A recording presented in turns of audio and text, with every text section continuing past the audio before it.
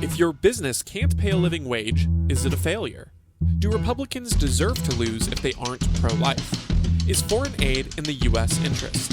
We tackle these questions and more on this episode of Good Take, Bad Take.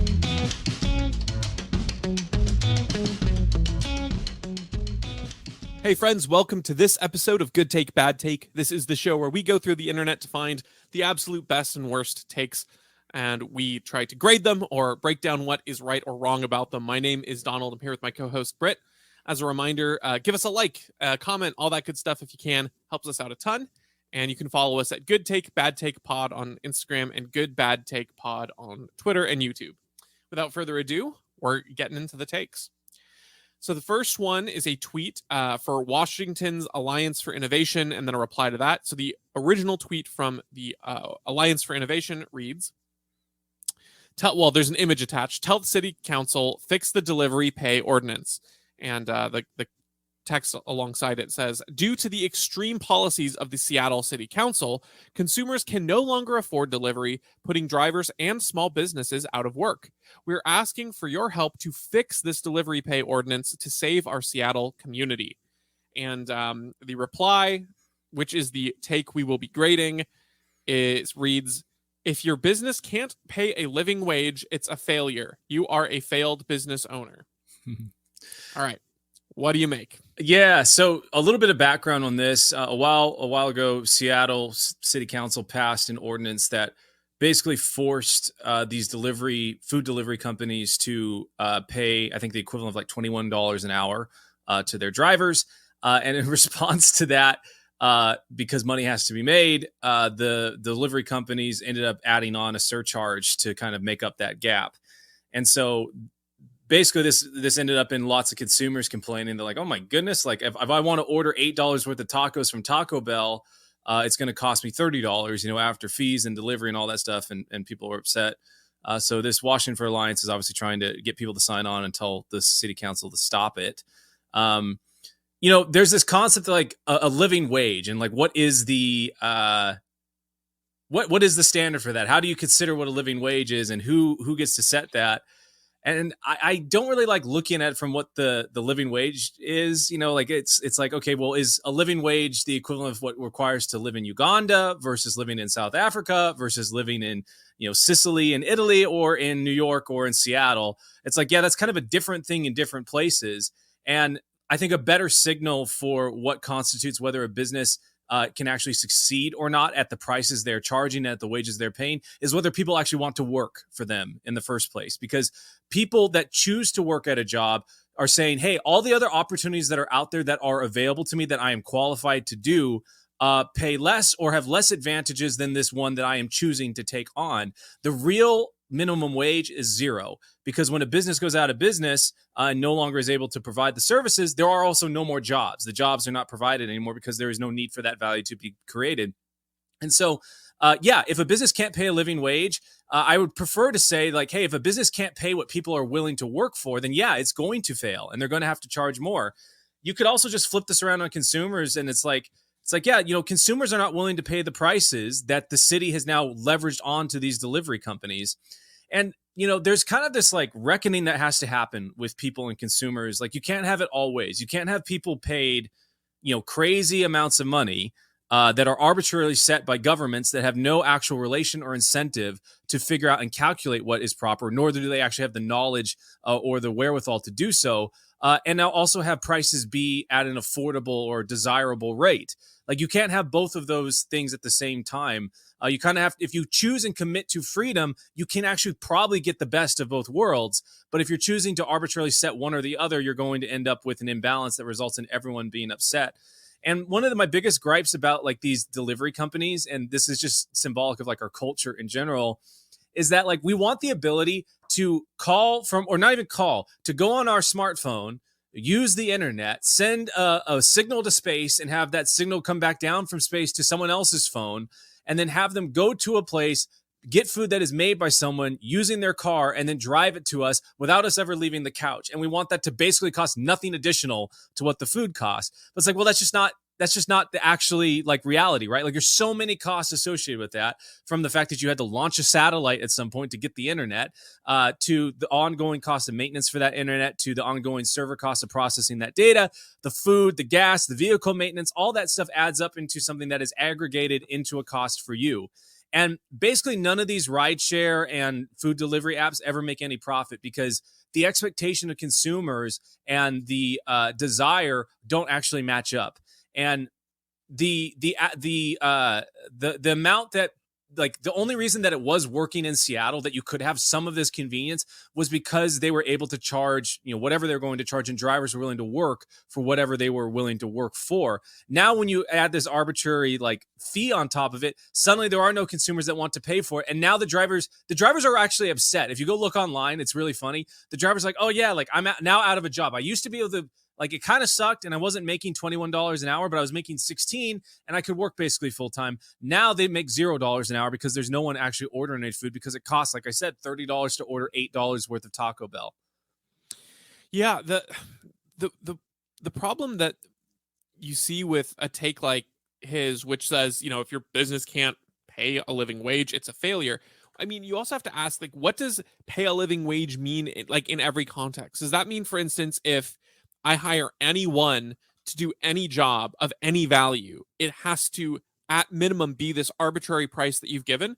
Because, again, if I have someone come in for, a menial task that I can do myself, like if I, if for some reason I wanted to hire someone who walks by my store every day, and I wanted him to organize my desk. It takes 30 minutes, and I wanted to give him, just like $5 to help him out because he's willing to do that every day on the way in. Is that wrong? Do I have to pay him the living wage rate, even though I'm not providing his living that way? Like, why are we arbitrarily setting these standards of what someone has to pay and what you have to value a minimum thing at? Because clearly, we make value judgments all the time about what something is or is not worth.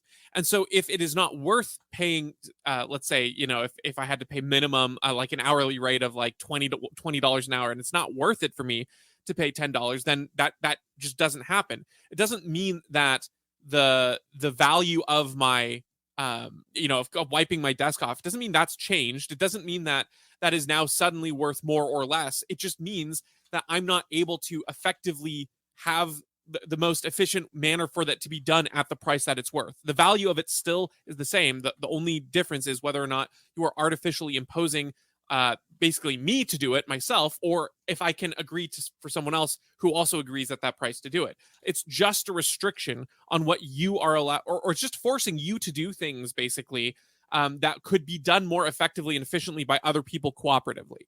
It's just a barrier. And so if you think of jobs in this very, well, the government has defined a full-time job as this, and therefore that is what a job is, rather than like actually taking a step back and realizing that we have these systems in place, but they're based around the reality of, work being done essentially, and work having value, and people subjectively making agreements about what that value is. All of our systems of what is or is not full-time job or a living wage, these are all artificially constructed around the base reality. And so, you can make this claim that it's like, oh, you're a business failure if you can't pay a living wage, but that's just all on these arbitrary terms that the government has set up to begin with. And so all you're doing is just arguing from a place of authority that doesn't necessarily have to contend with reality.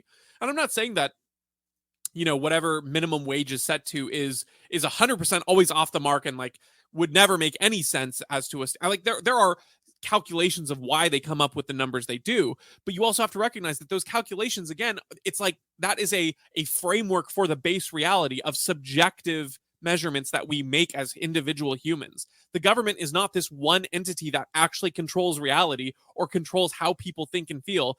It just it does the best it can to try to control that, but it shapes the framework about how people think about these things.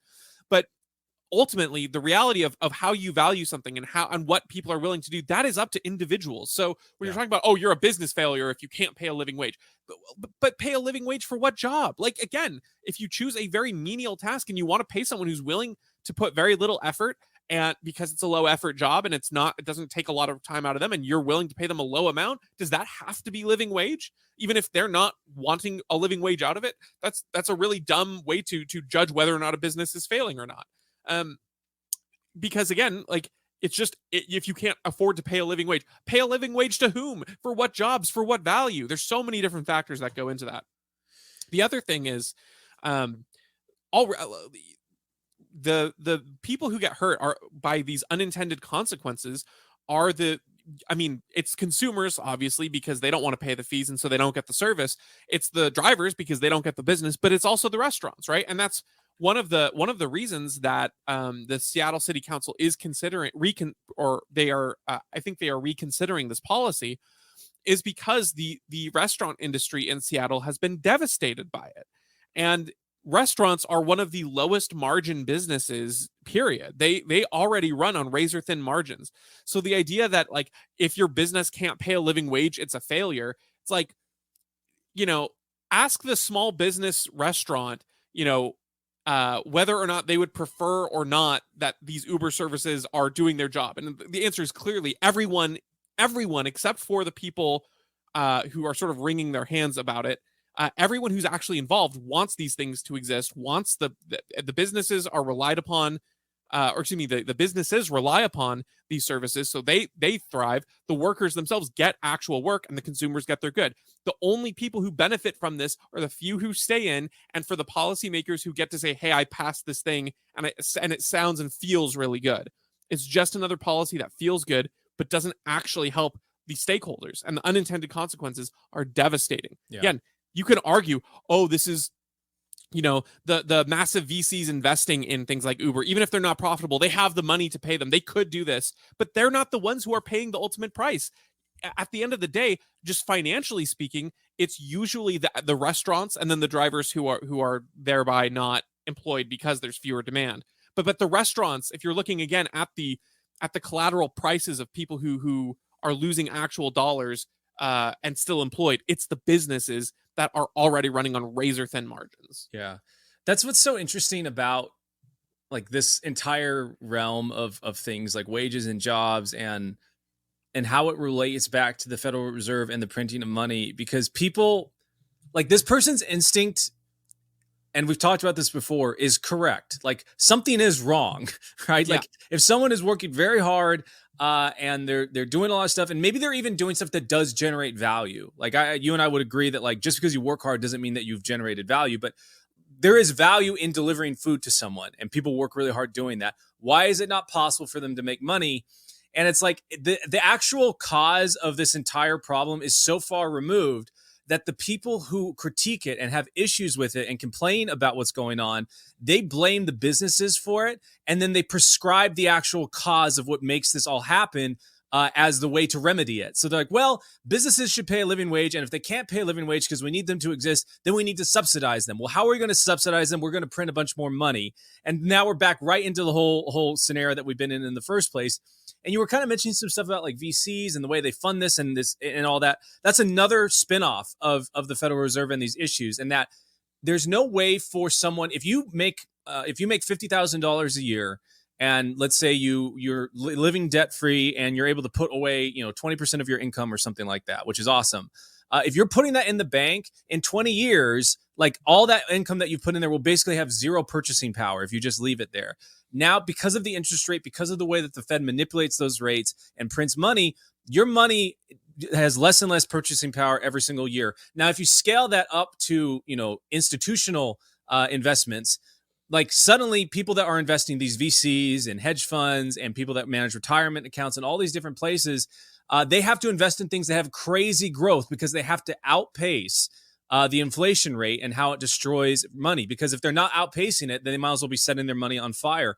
And so that makes them invest in these crazy companies that don't actually deliver a ton of value yet, that are really risky and are actually very speculative. And then they drive pressure on these companies to do weird decisions and bad decisions that are not best for the long term, but best for just making it to the next quarter. And that includes destroying value for their actual employees and the shareholders. And so all that to say, all of this stuff stems from the Federal Reserve, the way they print money, all the incentives and perverse incentives that come down from it.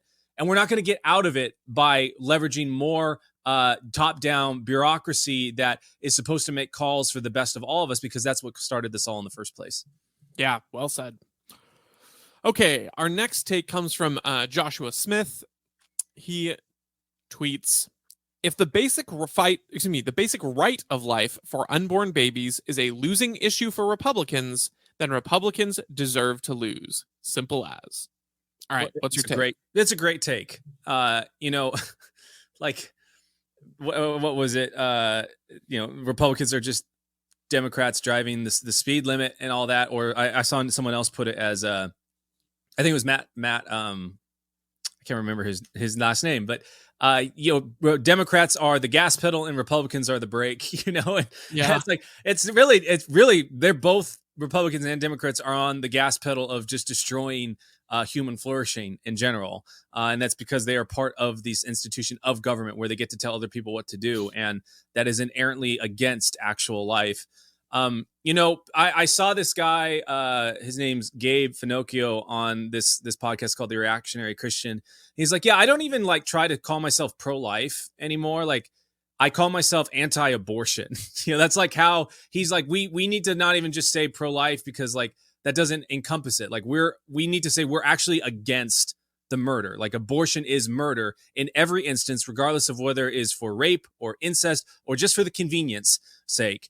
It is murder. And that is a lot different. People try and conflate the issue of well, what about in the case of the life of the mother? That is a completely different thing, where potentially you're doing a medical procedure, not with the goal of terminating and killing a pregnancy, but with the goal of potentially trying to save the mother. And there might be collateral damage within that, but it wasn't the goal to kill the baby.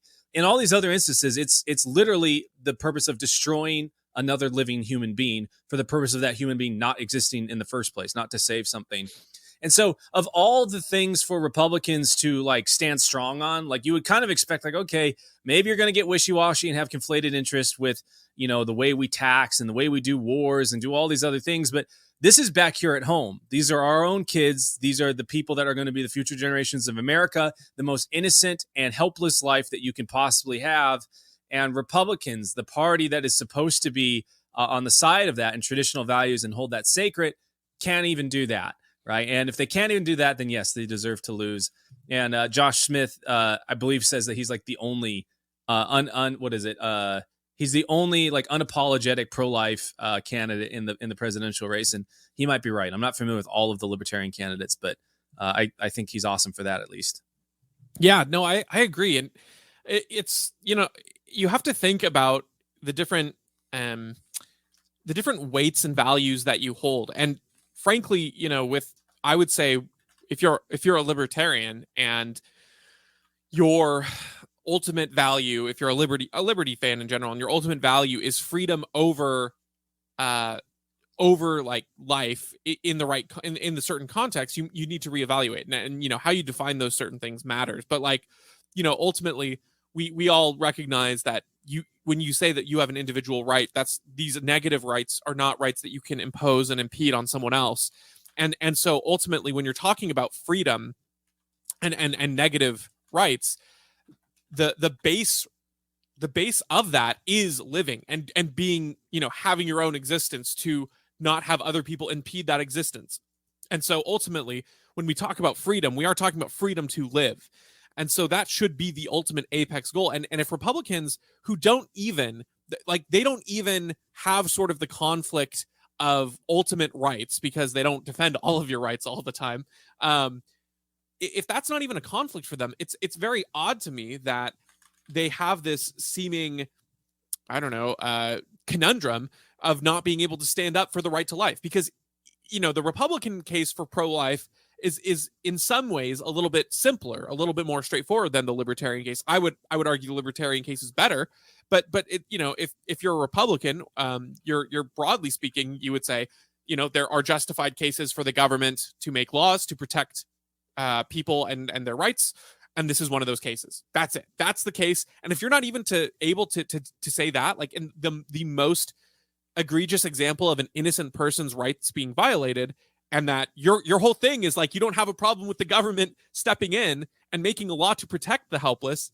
or to defend rights, and you're not willing to do it in the case of the most vulnerable, then yes, you 100% deserve to lose. That's just not even a question in my mind. Like, what good are you if your whole point is that the government can make laws to protect certain rights, but you're unwilling to enforce that when someone is taking the life of someone who has done literally nothing wrong? It would be the exact same thing as, saying, like, what's the point of a police force that's going to stand by and watch Kyle Rittenhouse get chased by, these murders and rapists that wanted to get him, and then do nothing to help him when he has to turn around and shoot the guys himself, right? Like that. It's just a level of complete inadequacy that's kind of baffling. Yeah, the reactionary Christian guy that I was talking about, he kind of made the point, because he was weirdly, even though he's anti-abortion, was like on board with the way Trump handled it, because he's like, oh well, like at the federal level, like we need to return these rights to the states, and the states need to decide, and all this stuff. And like you and I would agree in general on that, but it's like, okay, well then there's no point to really have a president in a lot of ways. And that, like, it's like if you're saying we need to have a president because we need to have someone that has the ultimate arbitrary authority when there's clear moral things that need to be done, and then when it becomes clear, he's like, just kidding. This one thing that is kind of hard for me to do, I'm going to return back to the states. It's like, well, you had one job. Yeah, or you pitched yourself to us as having one job. We should vote for you because on the things that you shouldn't compromise on, and because we live in a society that has these executive orders and arbitrary mandates that get handed down, like, well, at least if we vote for you, we'll get someone that sides on the side of, we might not like how it happens, but at least you will fall on the side of the morals and morality. But he won't even do that. And when it becomes hard, and this is Republicans for time as tale as old as time, in that when push comes to shove, and there actually is something to be lost in pursuit of like a moral good, they buckle. And it doesn't matter whether it's at the federal level or at the state level or at the city level. That's just the way the incentives line up for people that want to be in control, is that the second it becomes potentially unpopular, not good for them, they're going to buckle on it, and they're going to try and shove it further and further down.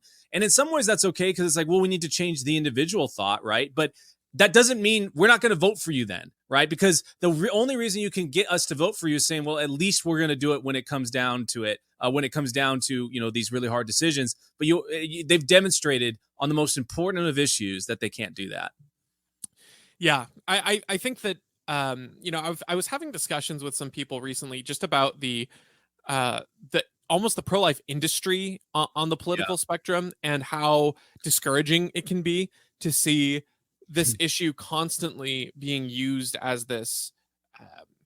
I don't know what the exact phrase would be, but it's like, you've got the carrot on the stick, and it keeps being used in the worst ways to say, oh, this is a big issue, but we don't actually want to solve it, and we don't actually want to fix it. And so have company no more. Yeah, exactly. And so that's just what this feels like, where it's like, oh, anytime there's an actual chance to do something, the politicians are going to buckle. If you think about progress being made in the pro-life sphere, primarily it has been through individuals learning more and being educated more, and having the technological improvements to see things like, ultrasounds, and seeing and being better informed on the status of their baby. And then politically, the biggest change was from the Supreme Court. So it's like, and the Supreme Court's the least in, it's the most isolated from public politics and politicians and things. It's not great, but it's the most isolated from that sort of popular appeal. So it's kind of one of those things where it makes you roll your eye a little bit. I don't know. Yeah. Okay. Our next take here is we're gonna start with a video, and then we're gonna address the comment here. So let's go to the video. In regional transit planning back in the mid 1990s, when Sound Transit was being formulated, and there was no consideration of Uber and Lyft because they didn't exist yet, right? And the cell phone technology that makes them so convenient had hardly come into existence.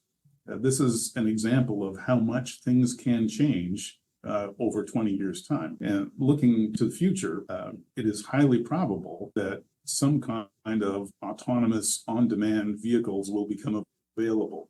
I don't know if that's in 5 years or if it's 10 years, but I think it is very likely that it's going to be well before 2044, when Sound Transit hopes that they might finally be done building light rail extensions. This ought to cause the transit agencies to take a step back and say, should we really be spending $100 billion on an inflexible rail system? I was involved. Okay, so that's the clip, and then the comment that was attached to that was, "This ain't rocket science. Plunk down rails, develop adjacent to said rails, lather, rinse, repeat." Okay, what do you make of this solution to light rail? Uh, it's almost a non-starter. Like, it's not rocket science, but you just got to figure out, thousands of individuals along the light rails path, like how you're going to deal with them. Not to mention like how you're going to construct and build the infrastructure to build. How many miles of light rail is it? It's Oh gosh, I'm not sure, but it's quite a few. It's a massive project. Yeah. This is not as simple as plunk down rails, develop adjacent to said rails. You might be able to do like this project being simple and straightforward might be possible if you had a private company that had a bunch of money to spend on it and didn't care whether they lost money or if there was any return on it. And then that company probably wouldn't exist. But as with, all things government, right? Like it doesn't matter if there's actually a return on this thing. So it has to be done in the most inefficient manner for the least important goals to serve people that don't actually contribute much to the actual tax base. And that's going to, my church that is in the area actually was almost got pushed out because of eminent domain for this light rail. So it pushes out and displaces people that are actually serving the community. The way my church actually beat the planners that were trying to get it was all the community, like schools and different nonprofits that are served by my church wrote in and said, "Hey, if you move these people out, it's actually a huge disservice to us because of all the work that they do." So this displaces actual good actors. And yeah, like I was saying, if you had a private entity doing it, it might happen really quickly. I really liked, like, obviously this take is dumb. Chris from Delaware, like his take on how easy it is to do light rail stuff is dumb. He should first try to build just a room in a house or something like that and just see how easy that is. Not to mention, miles and miles of light rail. I really liked what your colleague, what was his name again? Charles Prestrude. What he said was so awesome, and I'm kind of sad that he's no longer part of Sound Transit WashDOT, I think. Sorry, Washington Department of Transportation, because like that viewpoint that he has is so good. Like government is bad no matter what, because it's people that don't have a vested interest making decisions for people, and most of the time, like he was kind of illuminating, like you're making decisions so far out, but they don't account for where things could go because no one can account for where they could go. So when government is best, it's people like him that are like, hey, we should just not do anything because the private market's probably going to solve it at some point, and we're only going to get it wrong and make it more difficult and waste a bunch of money. So I really liked his take. Like that was awesome. It's kind of similar for like the climate change stuff. Like people say, oh, we got to do all this stuff to figure it all out. And none of the calculations have any like potential technology advances, ways to, address carbon in the atmosphere or gains in efficiency, included in them. And it's because you can't actually predict the future. The further out and the more grand you make projections, the higher variables affect that actual accuracy of those projections, and the more wrong you are more likely to be. Yeah, well, and to speak to, Charles being in there, he, whether or not the Sound Transit recommendation is do nothing, you at least need people who are going to say, let's reevaluate our priorities. Like he was saying, it's like, if you can't predict, and this is true of a business too, right? Like you can't predict future technology so much. You can't predict what competitor is going to come at you. If you think about this in a market sense, right? Like Uber and Lyft and those things are a competitor in a sense to light rail. So you can't always predict that. But when they make themselves emergent, you always have to respond. And in the case of a market competition, you do so because otherwise you won't get revenues. In this interview I had with him, he makes the point that, Sound Transit does not have that same pressure because they have tons of revenues they're getting from other sources, from taxation and things like that. And so, it's the reason why someone like Charles in the Department of Transportation is an anomaly and he's an exception, not a rule, is because unless you are just an intelligent person who's thinking about things in a way that, benefits long-term planning and thinking and adapting in the moment, you don't have the same incentives as you would as a business. So you have to have someone super smart like Charles to think about that, and for the government to ever even hit their ideas, or for them to even consider that, let alone actually do anything about it. The other thing that's funny is and I wanted to respond to this guy with the next clip because I made several clips from our interview, and there's another one where we talk about the fact that the part of the regional planning to try to increase ridership on this light rail is to incentivize development by light rail stations for housing and for that, and on the same hand to arbitrarily prohibit development outside, like in areas that are further away. And Charles makes the point, it's like, don't you think that it'd be better to maybe have the product that people want to use in the first place rather than trying to artificially increase people's usage of it by, putting houses next to the stations? Like, maybe you should be thinking, is this a service people actually want to use anyway? And the other aspect is, if you create these development areas in a city by light rail stations, and so you build houses there, that's naturally going to increase houses that are expensive, because city and urban housing is more expensive. And then you've prohibited some of the slightly more removed further places that aren't going to be as convenient for someone to use light rail. And that means that someone who wants to buy a house and works in the city is now incentivized not to buy the expensive house by the light rail station, but to buy the house in Everett, to buy the house in Redmond, to buy the house in Bothell, to buy the house in Renton, where it's a much further commute that you're using by car, but it's an affordable housing price compared to in the city of like Seattle or something. So not only have you not created incentive for people to use light rail, you've gone completely against your entire idea of trying to reduce emissions, trying to reduce traffic, and you've added to that very problem by making unaffordable housing in some of the areas that people would be, that's relatively nearby, and forcing the housing to be in unaffordable areas by light rail stations. So it's just completely bunk and wacko. Yeah. Okay, our next take here is from Thomas Massey, Representative Massey. He tweets, "The federal income tax was unconstitutional for most of our country's existence. The founders of this country would have never agreed to it. We should repeal it." Yeah, it's great. I mean, I wish we could repeal it. I don't think that will ever happen, because there's government has this way of growing, and then anytime you want to make it shrink back, you say, "Oh, there's no way." Like, I can understand not moving forward, but if you repeal this back, then people are going to die. And what was it? It was 1913 when the income tax started. And it's like, okay, so what did we do before 1913 without all this income tax and your checks being automatically garnished, when you were given them by your company? And it's like, yeah, like, we still had all these things. We were still able to have an army. We were still able to have roads. We still had all this infrastructure. But there was naturally a kind of a check and balance in that, like, hey, if you did something that wasn't, actually beneficial, their chances were that money wasn't going to be coming in any shape or form, because you made a mistake and you did a project that had no return on it. The income tax took away all of that risk, because now, regardless of whether or not there's a return on a public project, money is going to come in, and it's going to come in because businesses have to take it from their employees. I had a coworker of mine, very interesting dude, but he kind of on the left, but like in an okay way, like very anti-war and lots of these other things. And he was talking about, he's like, yeah, if we go to war here, do this, like, we should just stop paying taxes. That was his kind of initial view. And he's like, oh yeah, but you couldn't actually start a revolution like that, because if you want to work, like, they put all of the pressure on the businesses to take your money out of your check and to enforce the income tax. You're not going to have any work. Like, if you do that, like, if you say, hey, business that I work for, I don't want you to garnish my check for income taxes. I think you can do that, but it's like kind of a long process, and it's kind of difficult.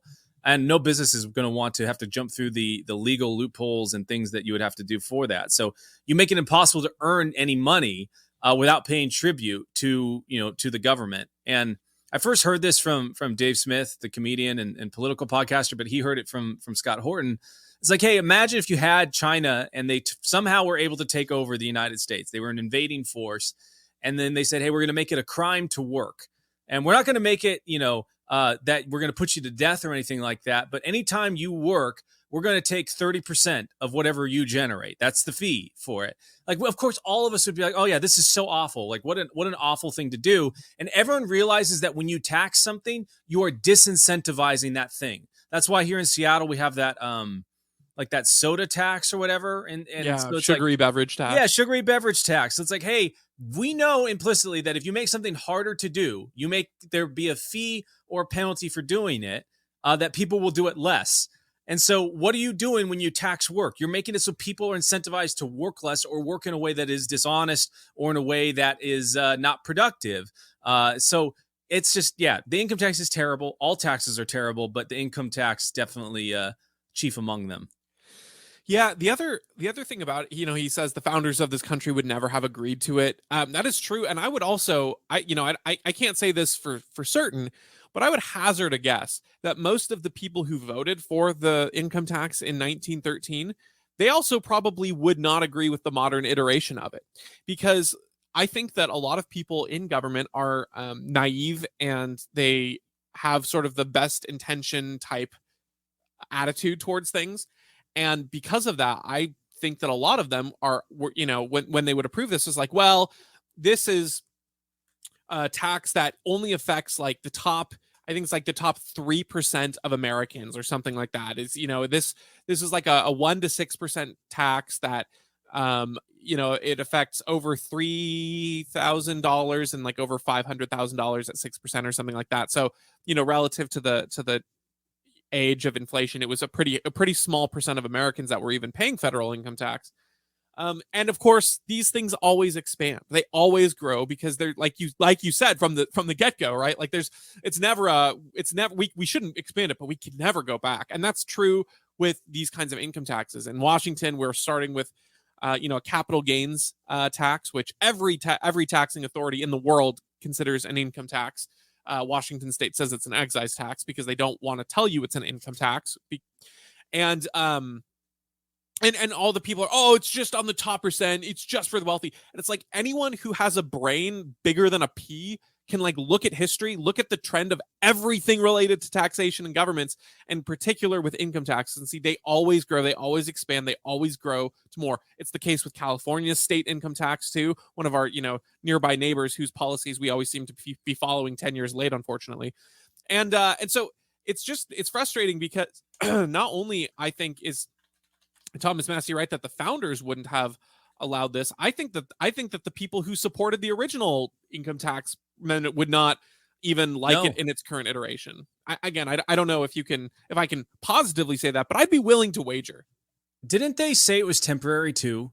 I don't remember. It's certainly possible. I remember it was like, hey, it's just going to be, and they I think it was up until Eisenhower, it was only a certain number of people paid it too. It wasn't like a lot of people. It wasn't like every single American had a line item that said income tax on their work check. I think it literally was like the top 5% or something like that of income earners actually had to pay it. And so naturally, right, like once it gets in there, they were like, hey, that's how they reasoned with it. It's like, hey, it's not going to affect you. It's not going to affect the people that are the common man, that we need to earn the vote of. It's going to affect those really big people up at the top. And then slowly it creeps down it trickles down to everyone. Now everyone has to pay it, and everyone just kind of accepts it as part of it. So yeah, I think you're totally right. Like not only would the founders of this country never have agreed to it, I think all the people that supported the politicians and whatever reason and justification they had for doing this in the first place, they would be shocked at the amount it's grown. Yeah. And I it's just frustrating. The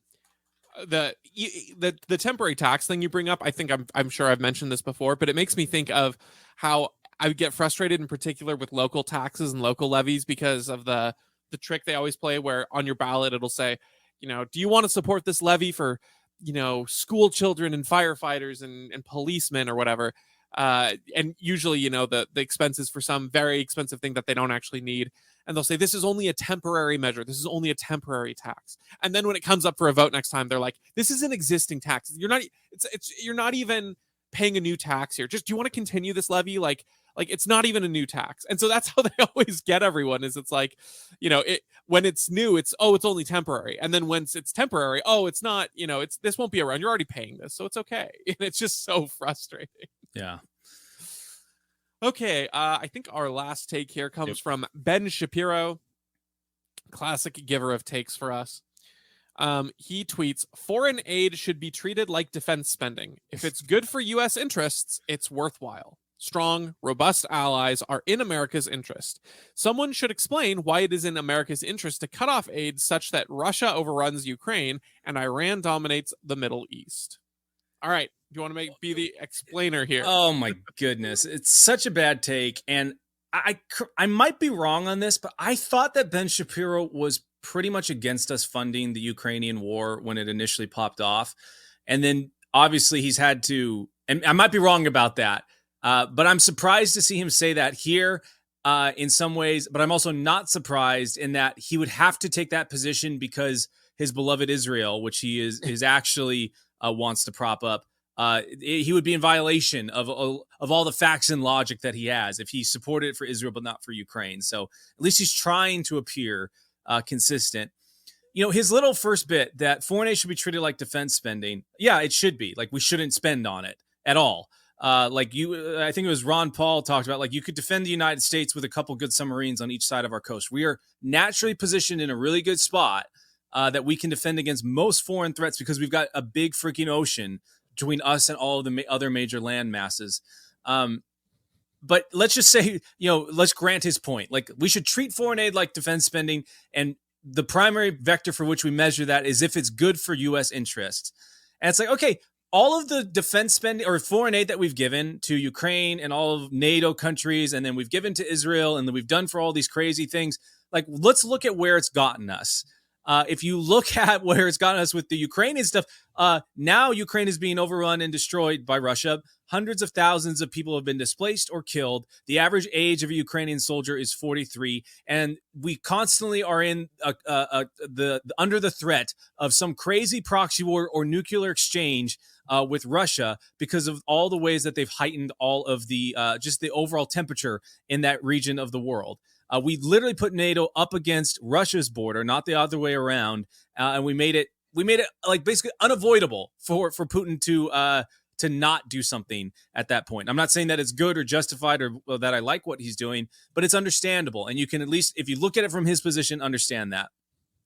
Then if you look at just the overall Middle East, I'll let you get to that because I know I've been rambling on it, but no, like, you're fine. Like, look at all of the foreign aid that we've done with Israel. Look at all the different wars that Bibi Netanyahu has talked us into, and all the results and the things that have yielded for the U.S. Like, has that been good for us? Is it good that we had hundreds of thousands of troops deployed over there, much of them coming back, blowing their heads off because of the things that they saw or things that they were forced to commit? Not to mention the people that we left over there because they died. And I was talking with someone, kind of a distant family relative of mine that had been in the military. And he's like, yeah, it was kind of disillusioning for me to be over there. Like 9/11 happened and I was super willing and eager to go over there and get the guys that got us. And then once I got over there and they were telling us we're going to have this whole rebuilding project. And I was like, there's no way we can rebuild this project. And it's going to backfire on us because these people are not open to U.S. style democracy, which took 500 years to develop in the West. And that was with the West being culturally, partial towards it in the first place. These are people that have no partiality towards U.S. democracy, and we're trying to make it, force it down their throats. And then suddenly, we create these people that have, hostile intentions towards us. So none of what we've done in foreign aid and defense spending in any sort of foreign conflict has ever yielded good results for the United States. It only entangles us further with these interests. And when we're entangled, we are subject to whatever stupid decisions all of these other countries are going to do. And we can see that right now with Israel. It's like we've been funding them. Iran views Israel as basically in bed with the United States because we are. And so it's like, yeah, we shouldn't have any bickering with Iran. Most Americans couldn't find Iran on a map. And Iranians probably could find the U.S. on the map because it's so big, but they do. In general, if we weren't funding Israel, they would have no beef with us at all. They don't hate us for our freedom. They hate us because we supply things to bad actors over there that destabilize the region. We would be much safer if we just cut off all aid to all these countries and minded our own business. Yeah, that's. I was gonna say his whole starting premise is just is wrong. Saying if it's good for U.S. interests, it's worthwhile, and your this presumption of like foreign aid being treated exactly like defense spending is the same. It's like if I'm going to take the conservative or maybe a minarchist perspective on this, shouldn't the point of a government's defense budget be defense, and should be specifically to equip and arm for non-provocative actions? But when you look at in particular, like you were mentioning with our foreign policy actions in Ukraine, it's with Ukraine and with Russia, it's like you can hardly call anything we've done there defensive in nature. And so, saying, oh, well, we're just going to buy arms and military equipment for Ukraine because they're being invaded. It's just like, well, okay, in the same, that's like saying, well, I'm supplying you with a gun now after and that's purely defensive because you're being attacked by a bear. Never mind the fact that I opened the gates that the bear was in, opened the cage and poked its eye. It's like, you don't get to claim defense after you start sort of provoke the grounds for attack. And similarly with Israel, when you look, everyone was making a big deal of the Iran drone threat into Israel, and that was also a response to the reaction that Israel had of bombing that already occurred. So it's this further escalation. It's this further spending of, well, it's defensive now is always kind of the justification. If you adjust the timeline, it's defensive now. It's like, look at October 7th, then everything's defensive. Never mind everything that happened before that. Never mind the actual founding of Israel. Never mind, with Ukraine, like our part in their 2014 coup and things before that. Never mind the history. If we draw the line of the timeline to whatever is favorable to us, then we can claim that any of our spending for them is defense. And if it is defense spending, then it's good for U.S. interests.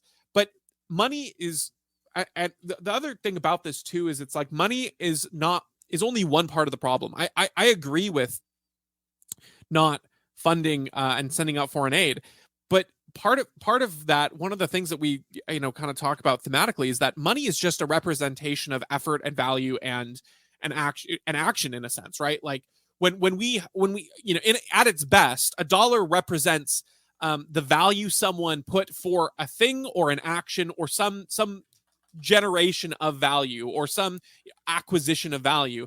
And so in that sense, dollars in a way represent action of some kind. And so when we think about foreign aid, we also have to think about foreign involvement and foreign action that we are taking part in. It's not just the fact that we are supplying weapons, we're supplying money, we're supplying goods and services. It's also everything else we're doing abroad that is provoking these things, that is involving and intervening with these foreign nations that we otherwise wouldn't have to do with. So it's not only a matter of our money being defensive and good for U.S. interests. It should also be a matter of our actions being good for U.S. interests and defensive, because that is just as much foreign aid. It'd be like saying, oh, we're not sending Ukraine any money as we send like military soldiers over there to do special ops, assassinations of Russian leaders and things like that. It's like, oh, we're not sending them any money. We're not aiding them. It's like, well, of course, your action is aiding them in a different sense there. It's not only monetary and it's not only action. They're both tied together. And so you can't just say, oh, our money needs to go to this because it's all defensive when your actions have been speaking another story. They're tied together. Yeah. I don't really have much more to add to it. I think something I could recommend for people, I don't know if you've seen it, maybe you have, but Dave Smith, who we're all big fans of and talk about on this show a lot, recently had a debate with Dennis Prager on Zero Hedge. I saw that it happened. I haven't seen it yet. Dude, it's really good. You should definitely watch it. And I highly recommend to everyone else to watch it, because a lot of the same arguments that Dennis Prager made resemble this Ben Shapiro argument that, like, I think he specifically said something like, I am America first, but I am not America only. And man, Dave Smith just gets him good. And a lot of the arguments that we're making here, kind of also are similar to some of the arguments he was making. So I highly recommend that for anyone that's interested in I think it's about 2 hours worth of debate. So a lot of good information, and it's well moderated. Again, that's the Dave Smith and Dennis Prager debate with zero hedge. Yeah, I think there were other people there, unfortunately. Yes, Cenk actually. So if for those of you who aren't aware of these personalities, like Cenk is Cenk, how do you say his like Uyghur? Cenk Uyghur or something. Or he's with the Young Turks, a very staunch leftist, but he was Dave Smith's debate partner. He actually didn't do too terribly. He's very bombastic, I guess is the way that I would like put him, and so he kind of works against himself in that way. But he at least had a somewhat good knowledge of like everything that was going on. And then some Newsweek gal was on Dennis Prager's side, and she was just terrible. She didn't know what she was talking about at all. And she kept trying to be like, we all have more that we agree than disagree on. It's like, okay, lady, like we don't need to talk about that stuff. But it's really, overall, the debate's awesome though. And Cenk, again, if you just got to get used to him yelling at you. But I know. I was gonna say I saw that the debate happened, and I was on Twitter, and I like skipped to a random point, and he's like slamming the table, like da da da da. Bombastic Cenk. He's good on this issue. He's actually pretty good on this one. Everything else he's pretty bad on. But I kind of liked it. It was like a nice little when the unlikely villain teams up with the hero, and they got to fight for something good. It's kind of one of those scenarios. Mario and Bowser teaming up in Super Mario RPG. Yes. I was thinking Paper Mario the 1,000-Year Door was. Yeah, that too. Yeah, I just predated you by maybe a couple years. That's all. Yes, but all right. Well, thank you guys for listening. We appreciate it. Make sure to leave a like, comment, all that good stuff. Helps us out a ton, and we'll see you on the next one.